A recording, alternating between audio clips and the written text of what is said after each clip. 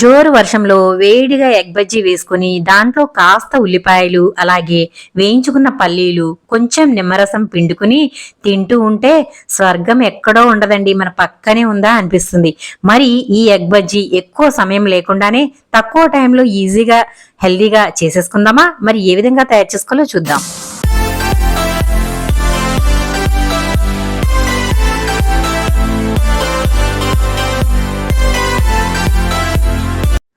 ముందుగా ఎగ్ బజ్జీకి పిండి అయితే కలుపుకుందాము. నేనైతే ఒక బౌల్ తీసుకుని దాంట్లో ఒక గిన్నెతో ఒక గిన్నెన్నర శనగపిండి అయితే వేసుకుంటున్నాను. మనం ఏ బజ్జీలు చేసుకున్నా కూడా చాలా పర్ఫెక్ట్ గా రావాలంటే గనక బయట దొరికే శనగపిండి కాకుండా మనమే పచ్చి శనగపప్పుతో పిండి ఆడించుకుని చక్కగా ఇలా చేసుకుంటే గనక చాలా బాగా వస్తాయి. బయట దొరికే పిండి కల్తీగా ఉంటుందండి. అంటే బఠానీ పిండి ఉంటుంది కదా, అదైతే వచ్చేస్తుంది. కాబట్టి ఇంట్లోనే శనగపిండి ఆడించుకుని ఇలా వాడుకుంటే బాగుంటుంది. నేనైతే అలా ఆడించుకున్న పిండిని ఒక కప్పున్నర తీసుకున్నాను. అలాగే దాంట్లో ఒక అర స్పూన్ వరకు సాల్ట్ వేసుకుంటున్నాను. సాల్ట్ వేసుకున్న తర్వాత దాంట్లోనే రుచికి సరిపడా కారం వేసుకోవాలి. చాలా మంది బజ్జీలలో కారం వేసుకోరండి, కానీ కారం వేసుకోవడం వల్ల అవి చాలా టేస్టీగా ఉంటాయి. తర్వాత ఇదిగోండి, నేను కొంచెం పసుపు కూడా వేసుకుంటున్నాను. ఇలా పసుపు కూడా వేసుకున్న తర్వాత కొంచెం జీలకర్ర పొడి వేసుకోవాలి. ఎందుకంటే గనక జీలకర్ర ఆరోగ్యానికి మంచిది. అలాగే గ్యాస్ ఎక్కువ ఫామ్ అవ్వకుండా ఉంటుందండి. ఈ రోజుల్లో ఏది తిన్నా కూడా అమ్మో గ్యాస్ అంటున్నారు కదా, మరి అటువంటి ఇబ్బంది లేకుండా ఎన్ని తిన్నా కూడా హెల్దీగా ఉండాలంటే ఇలా కంపల్సరిగా ఒక అర స్పూన్ వరకు వేయించి పొడి చేసుకున్న జీలకర్ర పొడి వేసుకోండి. చాలా అరుగుదల కూడా బాగుంటుంది.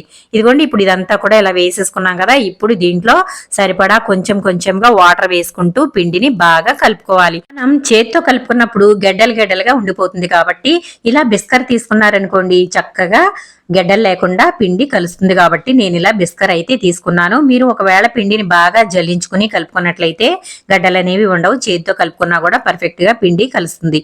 ఇలాగా చూడండి ఒకసారి, ఇలా బాగా కలుపుకోవాలి. ఇలా కలుపుకున్న తర్వాత పిండి కలుపుకోవడమే మెయిన్ అండి. పలుచగా ఉండకూడదు, అలానే గట్టిగా కూడా ఉండకూడదు. మనం గరిటెతో పిండిని తీసి మళ్ళీ దాంట్లో వేసినప్పుడు రిబ్బన్స్ మాదిరిగా పడాలి. అదే పర్ఫెక్ట్ గా పిండి ఉన్నట్లు. చూసారు కదండి, ఇలా ఒకసారి బాగా కలిపేసుకోవాలి. నేను ఇక్కడ కొంచెం గట్టిగా ఉందని చెప్పి ఇంకొంచెం వాటర్ వేసి మళ్ళీ కలుపుతున్నాను. ఇలా బాగా కలిపేసుకున్న తర్వాత ఇప్పుడు మనం ఒక స్పూన్ తీసుకుని దాంట్లో పిండిని ముంచి తీసినట్లయితే పిండి బాగా కోట్ అయి ఉండాలి. లేదంటే గనక మనం వేలితో కూడా టెస్ట్ చేసుకోవచ్చండి. వేలు ముంచి తీసినప్పుడు వేలికి పిండి పర్ఫెక్ట్ గా కోట్ అయ్యి ఉండాలన్నమాట. ఇదిగోండి చూడండి, ఇలా అంతా కలిపేశాను. ఇప్పుడు చూపిస్తాను చూడండి. ఇలా వేలు ముంచి ఇలా పైకి తీసినప్పుడు చూసారా పిండి ఎంత పర్ఫెక్ట్ గా ఉందో. ఇలా ఉండాలి. ఒక్కొక్కసారి పిండి పలుచనైపోతుంది. అలాంటప్పుడు మనం ఏదైనా బజ్జీ వేసినప్పుడు పైన ఉండే లేయర్ అనేది పలుచగా వచ్చేస్తుందండి. కాబట్టి అది అంత బాగోదు. కాబట్టి ఇదిగోండి, ఇలా వేలు ముంచినప్పుడు ఒక్కొక్క చుక్క మాత్రమే పడాలన్నమాట. ఎక్కువగా కిందకి జారిందంటే గనక పిండి పర్ఫెక్ట్ గా లేదని. నేను చూడండి, ఇలా వేలు ముంచి తీసినప్పుడు అది కొంచెం జారి తర్వాత అలాగే ఉంది. ఇలా అయితే పర్ఫెక్ట్ గా ఉన్నట్లు. ఇప్పుడు ఇందులో కొంచెం కరివేపాకు లేదంటే గనక కొత్తిమీర కూడా వేసుకోవచ్చు. నేనైతే కొంచెం అయితే వేసానండి ఉందని. ఆ తర్వాత మళ్ళీ ఒకసారి ఇలా బాగా కలిపేసి దీనిని ఒక అరగంట పాటు పక్కన పెట్టేసుకోవాలి. లేదంటే గనక అప్పటికప్పుడు వేసేసుకోవాలంటే కొంచెం దీంట్లో తినే సోడా యాడ్ చేసుకోవచ్చు. నేనైతే అరగంట పాటు పక్కన పెట్టేస్తున్నాను. ఎందుకంటే ఆ తినే సోడా అంత మంచిది కాదు కాబట్టి ప్రతి దాంట్లోనూ వేసుకోవడం అంత ఇష్టం ఉండదండి. కాబట్టి ఇలా అయితే ఒక అరగంట పాటు పక్కన పెడితే పిండి బాగా నాని వేసుకున్నప్పుడు చక్కగా గుల్లగా వస్తాయి. ఆ తర్వాత ఒక 4 గుడ్లు చక్కగా ఉడకబెట్టేసి తీసి పక్కన పెట్టుకున్నాను. ఆ తర్వాత ఇప్పుడు బజ్జీలు వేసేసుకుందాం. నూనె అయితే కాగిపోయింది. ఆ తర్వాత మనం కలిపి పెట్టుకున్న పిండిలో ఎగ్ అయితే ఇలా మొత్తం ముంచేసి ఆ తర్వాత ఒక స్పూన్ తో ఇలా తీసుకుని వేసేసుకోవాలి. చేతితో కూడా వేసుకోవచ్చండి, కానీ చేతితో వేసుకోవడం వల్ల పిండి అంతా కూడా నూనెలో పడిపోయి అది చిన్న చిన్న తోకల మాదిరిగా వస్తాయి. కాబట్టి నేనైతే ఇలాగా స్పూన్ తో వేసుకున్నాను. స్పూన్ తో వేసుకోవడం వల్ల ఇలా పర్ఫెక్ట్ గా రౌండ్ గా వస్తాయి. మీకు ఎగ్ ఫుల్ గా వేసుకోవాలని ఇష్టం లేకపోతే గనక దీనిని ముక్కలుగా కూడా కట్ చేసి వేసుకోవచ్చు. 4 ముక్కలుగా కట్ చేసేసి కూడా ఈ ఎగ్ బజ్జీలు అయితే వేసుకోవచ్చు. నేనైతే ఇక్కడ మొత్తం ఎగ్ అంతా కూడా ఇలా వేసేస్తున్నానండి. చూసారా, ఇలా స్పూన్ తో వేసుకోవడం వల్ల మనకి చక్కగా ఎంత రౌండ్ గా వచ్చాయో చూడండి. ఎక్కడా తోకలు రాకుండా చక్కగా వచ్చాయి అన్నమాట. ఈ ఎగ్ బజ్జీలు మనం ముందు వేసుకునేటప్పుడు తక్కువ మంట మీద వేసాం కాబట్టి అలాగే దీనిని ఉంచాలి. చిన్న మంట మీద మాత్రమే వేగనివ్వాలి. ఒక పక్క వేగింది అనుకున్న తర్వాత మాత్రమే రెండో పక్కకైతే తిప్పుకోవాలి. లేదంటే గనక పైన ఉండే పిండి కోటింగ్ అంతా పోయి ఎగ్ అయితే బయటికి కనిపిస్తుందండి. కాబట్టి అలా కాకుండా చక్కగా చిన్న మంట మీద వీటిని బాగా వేయించుకోవాలి. ఇలా వేయించుకోవడం వల్ల చక్కగా పర్ఫెక్ట్ గా వేగుతాయండి. చూసారు కదా ఎంత బాగా రౌండ్ గా వచ్చాయో చూడండి. చాలా టేస్టీగా ఉంటాయి ఈ ఎగ్ బజ్జీలు. మరి బయట కొనుక్కోవాలంటే అంత హెల్దీ కాదు కాబట్టి అసలే వర్షాకాలం ఇంకా ఇంట్లో చేసుకున్నట్లయితే గనక చక్కగా హెల్దీగా తినొచ్చు కాబట్టి ఇలా ఎగ్ బజ్జీలు తప్పకుండా మీరు కూడా ట్రై చేయండి.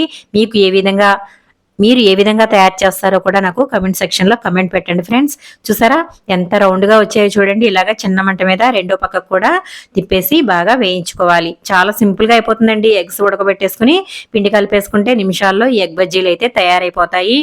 చూసారు కదా మనం చిన్న మంట మీద వేయించడం వల్ల మంచి రంగు అయితే వచ్చాయి. మరి మాడిపోనివ్వకూడదండి. అలా అని మరి ముదురు కలర్ కూడా రానివ్వకూడదు. పర్ఫెక్ట్ గా వేయించుకుంటే గనక ఈ ఎగ్ బజ్జీలు చాలా చాలా బాగుంటాయి. చూడండి ఇలా అయితే వేయించుకోవాలి. నేను కొంచెం పసుపు అలాగే కారం వేసాం కదా మంచి కలర్ కనిపిస్తుంది. చూసారు కదా చిన్న మంట మీద మొత్తం అంతా కూడా పర్ఫెక్ట్ గా వేగేలాగా ఇలా వేయించుకున్న తర్వాత ఇప్పుడు వీటిని తీసేసుకుందామండి. ఈ కలర్ వస్తే సరిపోతుంది. చూసారా ఎంత మంచి కలర్ వచ్చాయో చక్కగా రౌండ్ గా చాలా చాలా బాగుంటాయండి ఈ బజ్జీలు. మీరు కూడా తప్పకుండా ట్రై చేయండి. మీకు ఏ విధంగా ఉందనేది కమెంట్ సెక్షన్ లో కమెంట్ పెట్టండి ఫ్రెండ్స్. చూసారు కదా ఇప్పుడు ఈ బజ్జీలన్నీ కూడా తీసేసుకుందాము. ఇక మిగిలినవి కూడా వేసేసుకుంటే అయిపోయినట్లే. ఇప్పుడు స్టవ్ అయితే ఆఫ్ చేసేసుకుందాము. ఇలా తయారు చేసుకున్న బజ్జీల్ని కొంచెం చల్లారనిచ్చిన తర్వాత దీంట్లో మధ్యకి కట్ చేసుకోవాలి. చూడండి ఎంత బాగున్నాయో అసలు బజ్జీలు చాలా పర్ఫెక్ట్ గా వచ్చాయండి. చక్కగా పైన ఉండే లేయర్ కూడా మందంగా వచ్చింది. అలాగే మనం ఎగ్ ఫుల్ గా వేసేసాం కాబట్టి ఈ ఎగ్ బజ్జీలు ఒక్కటి తింటే చాలండి, కడుపు నిండిపోతుంది. చూసారు కదా ఇప్పుడు మనం వీటిని ఉల్లిపాయలతో స్టఫ్ చేసుకుందాము. నేను ఇక్కడ ఉల్లిపాయల్ని సన్నగా కట్ చేసుకున్నాను. అలాగే 2 పచ్చిమిర్చిని కూడా కట్ చేసుకుని దాంట్లోనే వేయించుకున్న పల్లీలు అలాగే కొంచెం ఉప్పు అలాగే కొంచెం కారం కూడా వేసుకోవాలి. మీకు ఇష్టమైతే కనుక ఇందులో చాట్ మసాలా గానీ లేదంటే ఆమ్చూర్ పౌడర్ కూడా వేసుకోవచ్చు. నేను ఇక్కడ మాత్రం ఉప్పు కారం మాత్రమే వేస్తున్నాను. ఇవన్నీ కూడా బాగా కలిపేసుకోవాలి. ఇలా కలిపేసుకున్న తర్వాత మన బజ్జీలు ఉన్నాయి కదా ఈ బజ్జీల్ని మధ్యలోకి కట్ చేసుకుని ఇలా చాకుతో చూపించిన విధంగా ఇలా కట్ చేసుకోవాలి. ఇలా కట్ చేసుకుని మనం కలిపి పెట్టుకున్న ఉల్లిపాయ ముక్కల్ని ఇందులో స్టఫ్ చేసేసుకుంటే అద్దిరిపోయే ఎగ్ బజ్జీ రెడీ అయిపోయినట్లే. చూడండి ఎంత పర్ఫెక్ట్ గా ఉందో కదా. ఎగ్ చాలా బాగుందండి లోపల.